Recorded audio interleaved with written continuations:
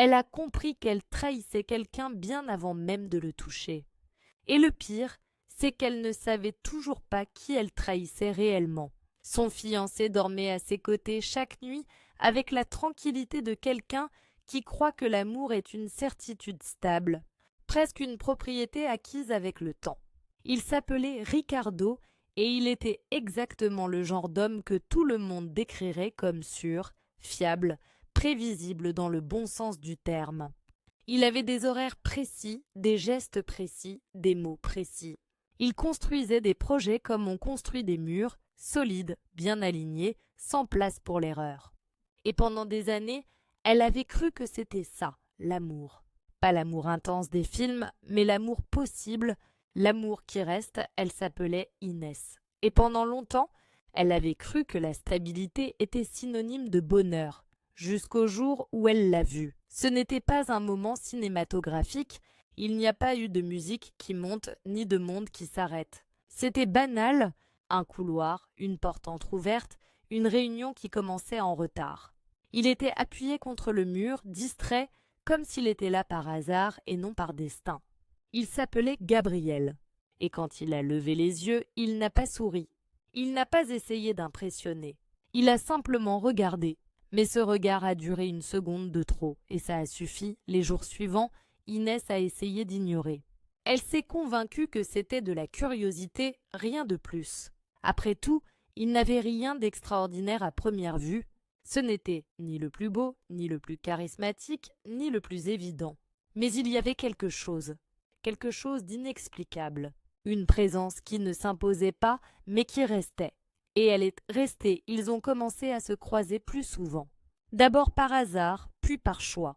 De petits échanges, des commentaires simples, des regards qui portèrent bien plus que des mots. Il n'envahissait pas, n'insistait pas, ne forçait rien.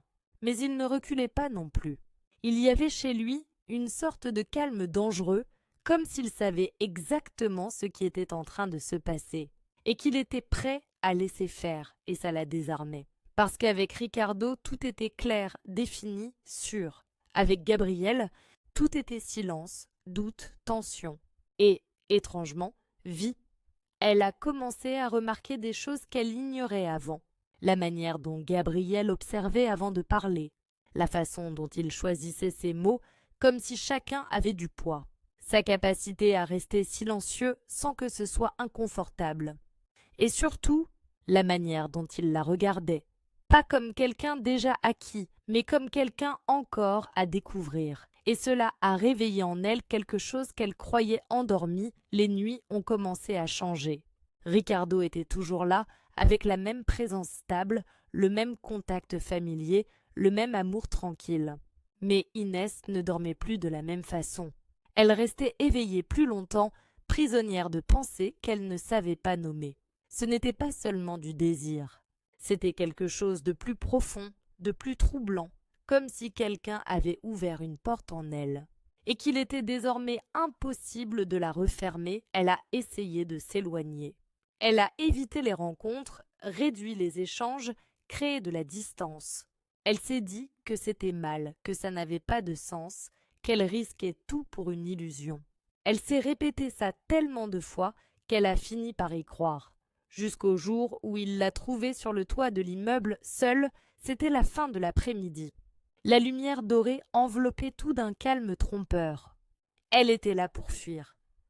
Mais il est apparu. Tu m'évites, dit-il sans détour. Elle n'a pas répondu tout de suite.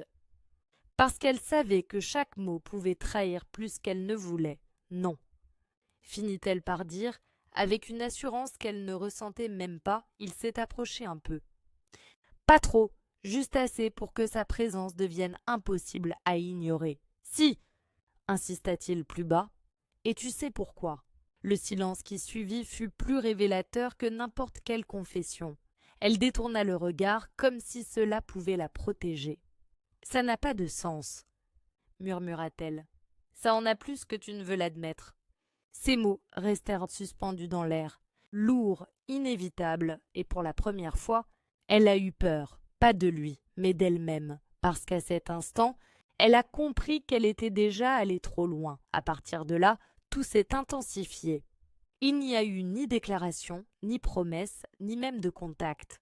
Mais il y avait de la tension dans chaque rencontre, dans chaque silence, dans chaque regard qui durait assez longtemps pour dire tout ce qui ne pouvait pas être dit. Et cela la consumait. Elle a commencé à tout remettre en question.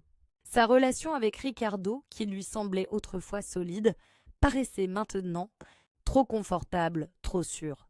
Comme si elle avait été construite davantage sur la logique que sur la passion.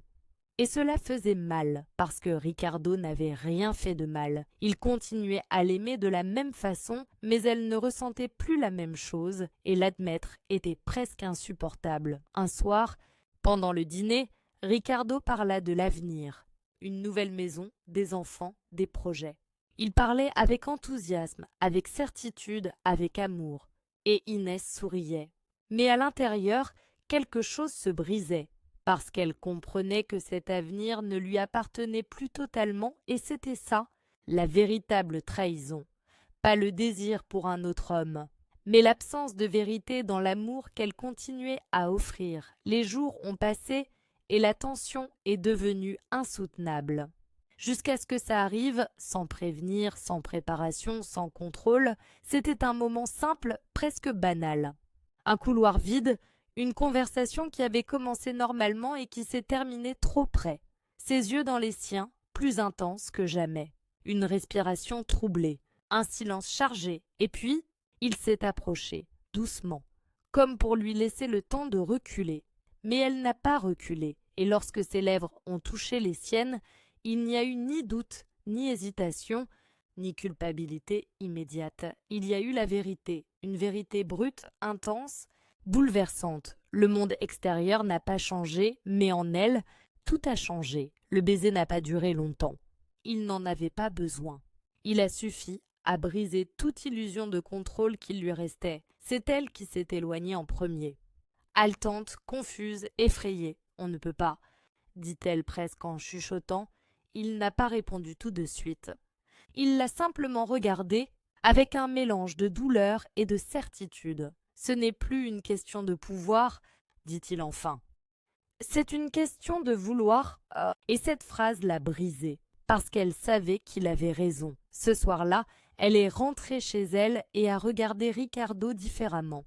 Pour la première fois, elle ne le voyait plus comme l'homme qu'elle aimait, mais comme celui qu'elle était en train de perdre, et cela lui a fait plus mal que tout le reste. Les jours suivants ont été un chaos silencieux. Distance avec Gabriel. Culpabilité envers Ricardo. Conflit intérieur permanent. Elle a essayé de revenir en arrière, de faire comme si rien ne s'était passé, de reprendre le contrôle, mais il y a des choses qui, une fois ressenties, ne peuvent pas être oubliées. Et elle avait déjà trop ressenti. Le point de rupture est arrivé une nuit de pluie, Ricardo a compris. Pas par des mots, mais par leur absence. Par la manière dont elle ne le regardait plus, ne le touchait plus, n'était plus vraiment là. « Il y a quelqu'un d'autre, n'est-ce pas ?» demanda-t-il avec un calme qui cachait tout ce qu'il ressentait. Elle n'a pas répondu tout de suite, mais le silence a suffi. Et à cet instant, tout s'est terminé. Il n'y a pas eu de cri. Pas de scène. Juste une douleur profonde, silencieuse, inévitable. Elle est partie cette nuit-là, et elle est allée retrouver Gabriel. Mais en arrivant, elle a hésité, parce que pour la première fois, il n'y avait plus d'excuses, plus d'obstacles, plus rien pour les retenir. Le choix était réel, et cela faisait plus peur que tout. Il a ouvert la porte. Il l'a regardée, et il a compris. « Tu es sûr ?» demanda-t-il, et cette question était la plus difficile de toutes, parce que pour la première fois, ce n'était plus une question de désir, mais de conséquence. Elle a pris une profonde inspiration. Elle a senti le poids de tout ce qu'elle avait laissé derrière elle, la douleur qu'elle avait causée, l'incertitude de ce qui venait, et malgré tout, oui, répondit-elle, parce que son cœur avait choisi depuis longtemps, et aussi imparfait que cela puisse être, c'était la seule chose qui lui semblait vraie. Si cette histoire t'a touché d'une manière ou d'une autre, laisse un commentaire, partage ce que tu as ressenti et dis-moi, tu serais resté ou tu serais parti? Et n'oublie pas de laisser un like et de t'abonner pour plus d'histoires qui remuent tout ce que l'on essaie de cacher.